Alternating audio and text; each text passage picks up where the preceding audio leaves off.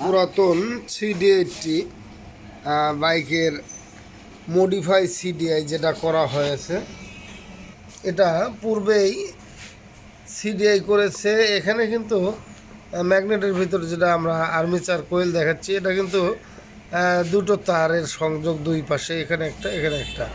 তো এই দুই তারের সংযোগ এই দুই তার দিয়ে আসছে।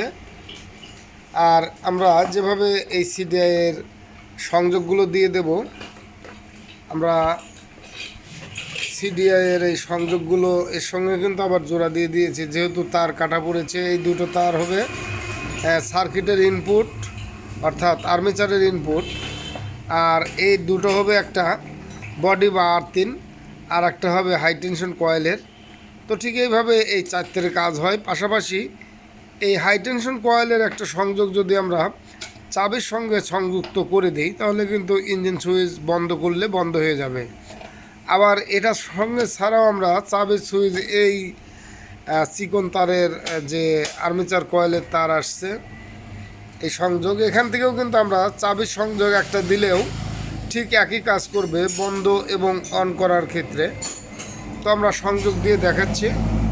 তো সংযোগ দেওয়ার পূর্বে যে বিষয়টি আমরা দেখব, এখানে কিন্তু যেটা আর্মেচার থেকে আসছে, এখানে কিন্তু ফায়ার হবে না, এটাও হবে না, পাশাপাশি এটাও ফায়ার হবে না। কিন্তু যখন আমরা এই দুটো সংযোগের সঙ্গে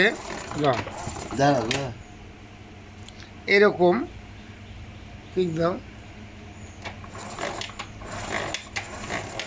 এরকম টাচ দেব, এরকম টাচ দেব, তখন কিন্তু ফায়ার আসবে।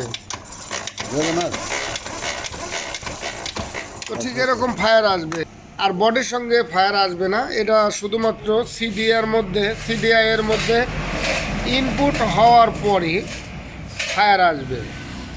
আর যখন হচ্ছে আমরা সিডিআই সংযোগ কমপ্লিট করব, তখন কিন্তু হাই টেনশন কয়েলের কাজ করবে। তো এই সংযোগ দুটো দেওয়ার পরে যেভাবে সিডিআই কাজ করে আমরা সেটা দেখাবো। এখানে কিন্তু কিক দিয়ে স্পার্ক করানো হচ্ছে। আমরা একটা তার বডির সঙ্গে টাচ করে রাখবো। আমরা একটা তার বডির সঙ্গে টাচ করেছি, আর একটা স্পার্ক করাচ্ছি।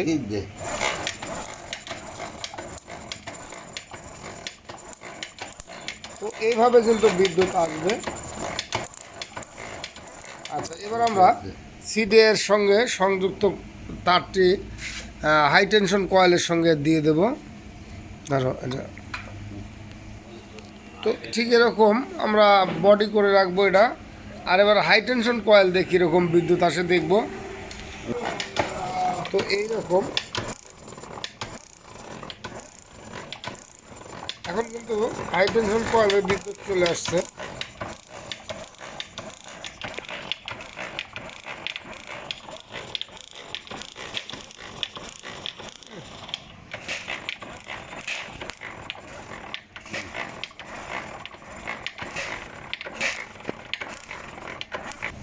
তো যদি স্টার্ট দিতে কিক ব্যাক করে, অর্থাৎ ব্যাকে স্টার্ট হতে চায়, সেই ক্ষেত্রে আমরা আর্মেচারের যে দুটো সংযোগ আছে সিডিআইয়ের সঙ্গে, আমরা এই দুটো তার খালি এদিক থেকে ওদিক ঘুরায় দিতে পারি।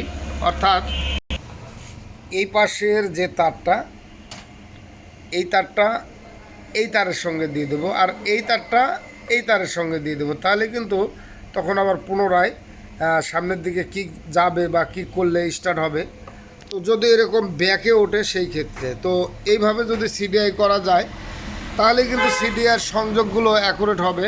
তো এই ক্ষেত্রে আমরা যেটা বললাম সেটা হলো, এখান থেকেও কিন্তু আমরা চাবির একটা সংযোগ দিয়ে দিতে পারি, অথবা হাই টেনশন কয়েলে যে সংযোগটি আমরা দিয়ে দিয়েছি, এখান থেকেও চাবির কানেকশন দিয়ে দিতে পারি। তো এভাবে কাজ করলেই হবে। তো আমি শুধু এই সিডিআই সংযোগ করার জন্যই এখানে আসছিলাম। ধন্যবাদ সকলকে, ভালো থাকুন, সুস্থ থাকুন।